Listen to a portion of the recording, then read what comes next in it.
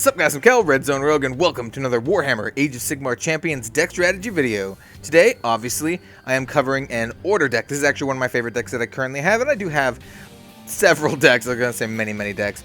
Not quite. I have several decks already built, at least one of each Grand Alliance, and some of them a couple of each. And I really like this one. This is a Stormcast-themed aggro deck with some board control options. I think it's really good. I think one of the more powerful decks in the entire game right now is an aggro destruction deck, and I think this deck gives it a run for the money. It gives it a run for its money. And without further ado, let's get started. As always, let's kick it off with our champions. First up is Celestin-Prime. I really like this card a lot. I think he's good in both like a control style deck and an aggro style deck because of his heroic act. His quest corners are not too hard to complete actually. So it's just a unit, Stormcast unit, spell, and then heal, and usually you can do this in only 3 cards, which is pretty good. We do have a spell that will eventually heal, and it does kind of like a good like 1-2 punch with Celestin Prime. We do get an additional 2 health when we have him as our champion, but it does cost 12, which is kind of a lot, which means we have to limit the other champions that we run, but it's not too bad. Also, he's a warrior wizard and the only wizard in the deck. We're not running a whole lot of spells, but we are running some so we can, complete his quest here. So his heroic act says, look at the top 2 cards of your deck and move 1 into your hand and the other to the bottom of your deck. This is an incredibly powerful ability. The way Warhammer Age of Sigmar Champions works is every action that you don't take, you get to draw a card at the end of your turn, and this lets you actually draw a card midway through your turn or at the start of your turn, which is really powerful. It kind of makes you play the game in an entirely different way, and it's a way that gives you more options, which is always really good in a card game. So for your first act, you can do this heroic act, look at the top 2 cards, pick the best one. So it's better than drawing a card. You actually get to pick the best card from the top 2 cards of your deck, and then you get to make your decisions based on what you get afterwards. And if you're just drawing cards, this is still better than just drawing a card. You'll get the best card from the top 2 in your deck. This is a very powerful card. This gives you situations where, so say you run out of cards in your hand, and at the end of your turn, or at the beginning of your next turn, you do nothing.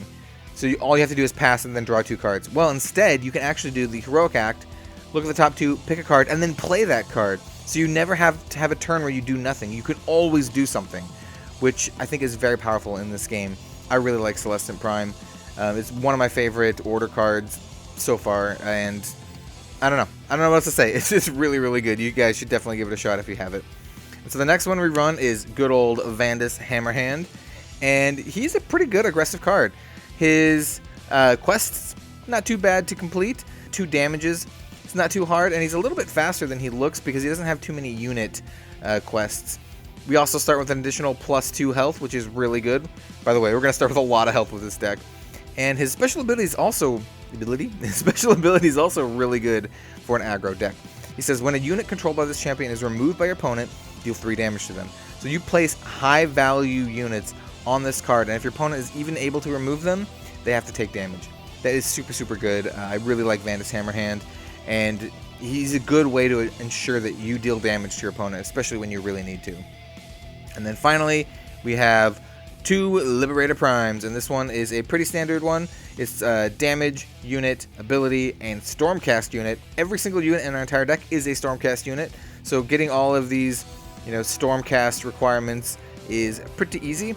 And yeah, just a standard champion. And because of this, we have all pluses on our champions. So we have a +2 health, +2 health, 1 and 1. So we're going to start out with the maximum of 35 health, which is really sweet. Remember, you can't go over the maximum of 35, even if you have more like we do in this case. And without further ado, let's talk about our blessings. So like I said, we are playing an aggro deck, and all of our blessings help support that. So here we have Swift Judgement. This deals 4 damage to your opponent, increases by 5 if the highlighted champion is disengaged. So it's 9 damage if the highlighted champion is disengaged. Pretty good. This is a card that can just win you the game out of nowhere, especially if you deal 9 damage. Next we have Divine Blast, a very similar card. You deal 6 damage to your opponent and gain 2 health. Not quite as explosive as Swift Judgement, but still like really good damage out of nowhere. Really good. And then we have one of them that just doesn't do damage, but it's still really good. It's called Stormforge. This is the starter deck exclusive blessing. It says when a highlighted Stormcast unit leaves play, draw a card. So whenever any of your Stormcast units leave play, so whenever they exhaust out or whenever your opponent removes them, you get to draw a card. So once again, this card helps you fuel your aggro strategy. This plus Celestin-Prime gives you a lot of card advantage, especially if you hit this one early. I like Stormforge quite a bit, but you know, you really need to maximize on the Stormcast count in your deck to make this the most effective that it can possibly be. And then finally, we have the Pennant of Sigmaron. This one is pretty good. You can only use this once compared to the Stormforge being a passive that you just have all the time. Pennant of Sigmaron you can only use once, but if you plan it right, you can use it once, and it'll be really, really good. So what it does is it's got an Heroic Act. It does have a single clunky corner. It says restart highlighted units, rotate this one step forward. So basically, once this is your blessing, once in the entire game, you can use your Heroic Act, rotate it, rotate it forwards. It'll exhaust out, and you get a restart all of your dudes, which is really good, especially if they are high damaging dudes or dudes that are going to deal good damage on the next rotation. So this card's really good, and it helps you maintain a solid board state, especially if you've already set it up. So yeah, I like this card a decent amount. It's probably my least favorite out of all of these. The straight up damage ones are actually very, very useful, and Stormforge is a house. All right, so let's get to the meat of the deck. Let's start talking about our units. So the first unit we run is Hurricane Raptor. This is a full play set, and this card is fantastic. One of my favorite cards in the game. If you've watched my unboxing videos, you've seen that I was very happy to pull this foil one. What this card does is it does 1 damage and then 2 damage on its corners, and it says the highlighted champion cannot deploy spells or units or play abilities. This card is super good. It basically locks one of your opponent's dudes down for a couple turns, and this is most effectively played when your opponent is about to or getting close to completing a quest on their champion and getting a blessing. If they're like 1 quest away, playing this down and locking that champion out is like super, super good. It can buy you a lot of time, and a lot of the blessings in this game can, win the game on the spot, especially if your opponent is playing a very tuned deck. So Hurricane Raptor is a very good card. Does a decent amount of damage, but it also can really save your butt. Definitely a must-have for this deck. Similarly, but not as good as Hurricane Raptor, we have Disruptive Liberator. So on his first corner, he does nothing, or no damage rather. He does no damage, 1 damage, and then 2 damage. So the same amount of damage as Hurricane Raptor. And he says the highlighted champion cannot deploy units. So that actually is in effect on this no damage. So he lasts a little bit longer than Hurricane Raptor, but he doesn't do quite as much. Still really, really good. You see a lot of units played. I personally see more units played than spells, which is good for this card. So yeah, run a full playset of these guys as well. Next up, we have some just straight up damage dudes with the Paladin Decimator. This is a pretty standard damaging unit. First corner, he does absolutely nothing, but then he does 1 damage, 2 damage, and then 3 damage. So 6 damage over the course of several turns. But, this card's a really good one to fully restart with the Pennant of Sigmaron, and just a pretty good standard damage dealing card in general. Next up is Longstrike Raptor. Longstrike Raptor, I can say his name right. We run a full playset of these guys. First corner does nothing, second corner 2 damage, next corner nothing, next corner 2 damage, and that damage is increased by 2 if the highlighted champion is disengaged. So that's pretty good. You can do some things where he, has the possibility to deal 8 damage, which is excellent, but he at least deals 4, which isn't too bad at all, though it is over the course of 4 turns, and it makes it kind of slow, but I still like this card quite a bit for the options that we have right now. Next up is the Celestial Prosecutor. And this is a very interesting card. I like this card quite a bit for what it does, and it's probably one of the more complicated cards in the entire deck. It's one of the things that I really like about this game. Cards like this allow you to do cool positioning things. So what it does is corners 2 and 3, you increase the damage done to your opponent from highlighted units by that amount. So as you can see here, the highlighted dudes next to him, so any of the units next to him deal an increased damage, and these are both 1s, so he'll boost that damage by 1. And then his corner 4 deal damage, so he first turn does nothing, but then he boosts damage for the next 2 turns, and then he whacks your opponent for 4. This card's awesome. I really like this card quite a bit. Getting too many of these in your hand can be a problem because too many of them on the field don't really do a lot, and it takes a long time to actually deal damage. But we are running Celestin-Prime, so we can pick and choose if we need him if he's on the top of our deck. I do like this card quite a bit, and we are running a full playset, as you can see. Next up is our only purely defensive card in the deck, but I do think this is pretty good. We have the Paladin Protector, and I do run 2 of these.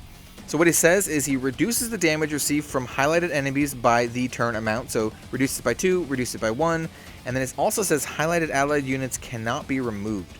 So this is a really good card to play when your opponent is really in a bind and you're about to kill them, or you really need to do some damage to maybe rotate one of your champions, to complete their quests or for something like that, and you drop this guy down and make sure your opponent can't remove the dudes next to him.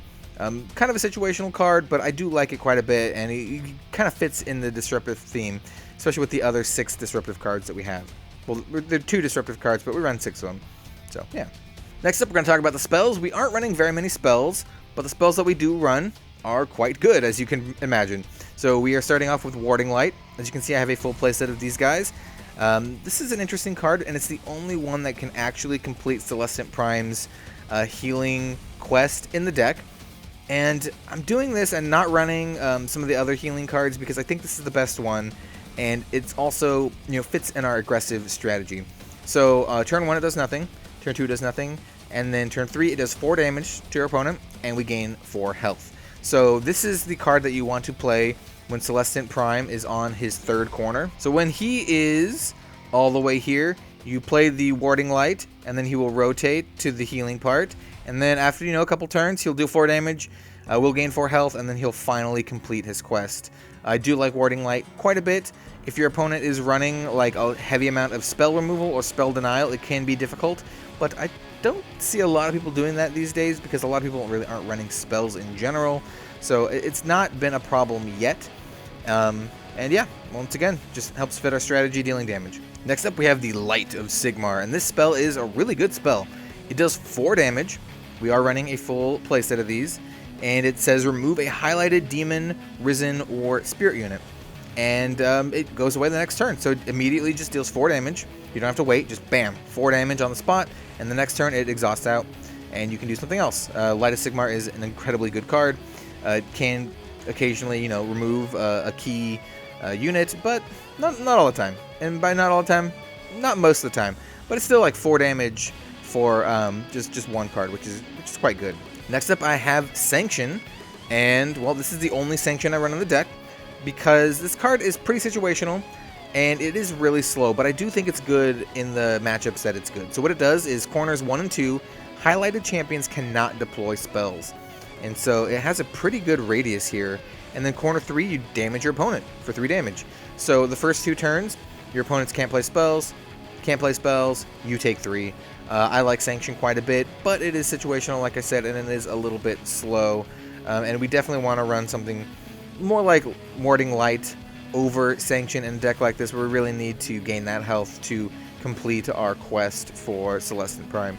But I think running at least one of these is pretty good, and we do have a lot of card draw and card selection with Celestin-Prime, so we can pick and choose this if we need. I find that I bottom this a lot, but yeah, it's good. And finally, we have our abilities, and our abilities are quite simple. So I run Piercing Shot, 3 of these guys. It's a very, very simple card. Deal 3 rend damage to your opponent. Rend means that it cannot be prevented, which is sweet. So it's just 3 damage. Really good card. Yeah, not much else to say. It helps complete our quests, and yeah, helps you kill your opponent when you really need to kill your opponent. And then the final card in the deck is Triumphant Smash. This card says remove a highlighted enemy spell or unit, so we can get rid of spells, we can get rid of units. If a card was removed, rotate a highlighted allied unit 1 step backwards. So that's really good, especially if you are on a heavy damage dealing unit. And I do believe when it says rotate it backwards, that its corner will trigger again, that it rotates back to. So that is quite good. So for example, let's say our Paladin Decimator is all the way to his 3rd corner. He's already dealt his 3 damage and he's about to exhaust out on the next turn. We play Triumphant Smash and he will go back to the 2, and he will immediately deal 2 damage to your opponent. And then the next turn, you'll rotate again and deal another 3 damage to your opponent. So you can actually end up dealing a lot of damage with Triumphant Smash. And there you guys have it. That is my Order Stormcast aggro board control kind of deck. I really like this deck a lot. It is definitely one of my favorite decks to play next to my Destruction deck, but I really do like my Chaos and my Death decks as well. And those are the next ones I will be covering. Let me know in the comments down below whether you would like to see the Chaos deck or the Death deck next. Whichever one gets the most comments will be featured as the next deck, and that deck video will probably come out in a week or two. Let me know if you liked the video. Maybe leave a like, comment, subscribe. All that stuff helps, and I appreciate it oh so much. And stay tuned for some more Warhammer Age of Sigmar Champions videos. Have a good one all, and I'll see you later.